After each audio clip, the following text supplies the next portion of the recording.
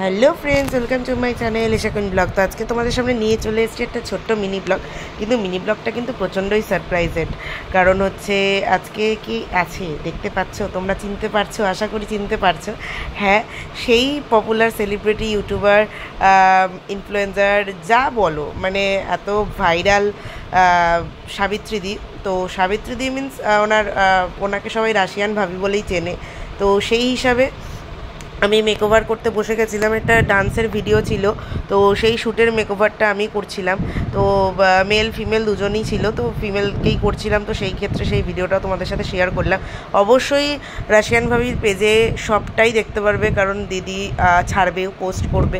আমি তো বিশাল এক্সাইটেড ছিলাম অ্যান্ড ভীষণই হ্যাপি যে সামনে পুজো আসছে। পুজোর আগে একটা নতুন পেজ, মানে বলতে পারো নতুন একটা চ্যানেল আসতে চলেছে, যেটা হচ্ছে মিউজিক ভিডিওর ওপরে একটা প্রোডাকশন থেকে করা হয়েছে এই কাজটা।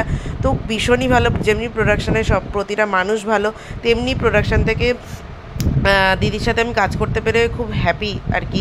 মানে এতটাই উনি সেলিব্রিটি, যত বড়ই সেলিব্রিটি হোক না কেন, মানুষটার মধ্যে কোনো ইগো বা কোনো অ্যাটিটিউড এগুলো কোনো কিছুই নেই। আমি যেরকম কাজ করছিলাম আমার দিদি, আমি সবসময় কোঅপারেটিভভাবেই কাজ করাটা পছন্দ করি, আর সেই রকমভাবেই পুরো নিজের দিদির মতো একটা কাজ করার একটা ইচ্ছা, আগ্রহটাই ছিল। তো যাই হোক, তোমাদের কেমন লাগছে মেকআপটা অবশ্যই তোমরা কমেন্ট করে জানিও।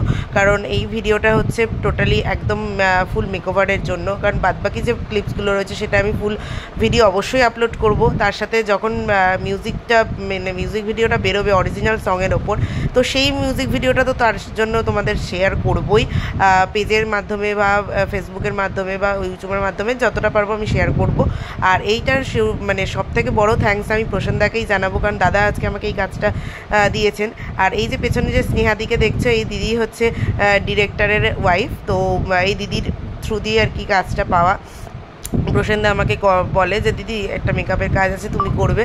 আর সেই ভরসা বিশ্বাসের কথা মাথায় রেখেই আমি আমার কাজটা আমার দিক থেকে 100% দেওয়ার চেষ্টা করেছি। তো জানি না কতটা পেরেছি, বাট হ্যাঁ, দিদি নিজেও খুব হ্যাপি ছিল। আর সত্যি কথা বলতে দিদির লাইভে বা দিদির পেজে তোমরা সেটা দেখতেই পারবে, আমি রিভিউ নেওয়ার মতো সময়টুকু পাইনি, কারণ এতটাই কাজের চাপে ব্যস্ত ছিলাম। আর নাচের ভিডিও মানে বুঝতেই পারছো কতটা রিহার্সাল করে স্টেপ বাই স্টেপ কাজ করতে হচ্ছে।